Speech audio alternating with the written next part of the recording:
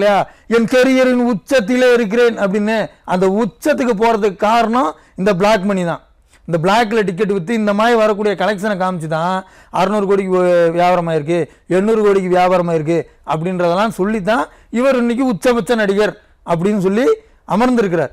இப்படிப்பட்ட ஒரு நபர், தன் தொழிலே சுத்தம் இல்லாமல் இருக்கக்கூடிய ஒரு நபர் ஆட்சியை பிடிச்சி இவர் பார்த்தீங்கன்னா ஊழல் இல்லாத ஆட்சியை கொடுப்பார் அப்படின்ற எப்படி நம்ப முடியும்? ரெண்டாவது, பேசும்போது சொல்கிறாரு மக்கள் எல்லாரும் என்னை நம்புகிறாங்க. யார் அவர்கிட்ட அந்த மாதிரி எல்லாம் சொல்கிறாங்க என்ன அப்படின்றது தெரியல. இப்போ விஜய் அவர்களை பொறுத்த வரைக்கும் பார்த்தீங்கன்னா அவருடைய திரைப்படங்களே வரிசையாக எடுத்திங்கன்னா நிறைய தெலுங்கு டப்பிங் படமாக இருக்கும். சொந்தமாக ஒரு கதையை யோசித்து ஒரு கதையை கேட்டு அது நல்லா வெற்றி ஆகணும்னு முடிவு பண்ணி அதெல்லாம் கிடையாது. பக்கத்து ஸ்டேட்டில் ஹிட்டாக இருக்கா, அந்த ஃபார்முலாவை அப்படியே எடுத்துப்போம் அப்படின்னு சொல்லி அப்படி நோகாமல் இருக்கிறது. ஒரு டிசிஷன் மேக்கிங்ன்றது அந்த அந்த இதுவே அவர்கிட்ட இல்லை, ஆரம்பத்தில் இருந்தே இல்லை.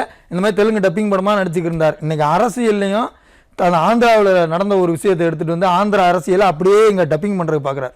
டைட்டில் என்ன தெரியுமா? சிரஞ்சீவி சீரழிஞ்ச கதை. அதுதான் டைட்டில் அவருக்கு. இப்போ சிரஞ்சீவி அவர்கள் பார்த்தீங்கன்னா இதே மாதிரி தான் கூட்டம் வந்தது, எல்லாம் வந்தது. அவருடைய அரசியல் என்ன ஆச்சு?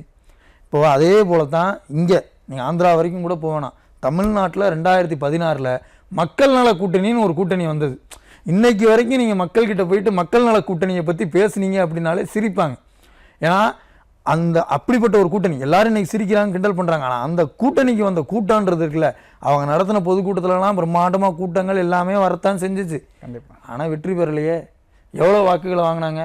எல்லாருமே மிக சொற்பமான வாக்குகளை தான் வாங்கினாங்க. அந்த மாதிரி தான் விஜய் அவர்களுக்கும். இவரை பொறுத்த வரைக்கும் என்ன அப்படின்னா, அவர்களுடைய ரசிகர்களை எல்லாம் கூட்டி வச்சு ஒரு படம் காமிச்சு நான் ஒரு பெரிய ஆள் அப்படின்ற மாதிரி நிறுவுறதுக்கான ஒரு பிம்பத்தை கட்டமைக்கிற வேலையை விஜய் அவர்கள் செஞ்சுக்கிட்டு இருக்கிறாரு.